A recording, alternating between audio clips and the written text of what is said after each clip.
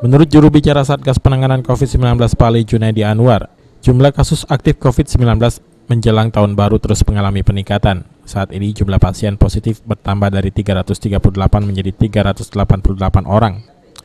295 orang saat ini telah dinyatakan sembuh dan sisanya dirawat di rumah sakit dan menjalani isolasi mandiri.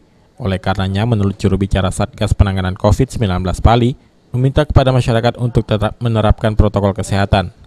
Baik, untuk kami sampaikan bahwasanya kondisi COVID yang positif pada Kabupaten Pali hingga saat ini ada 388 orang, sementara yang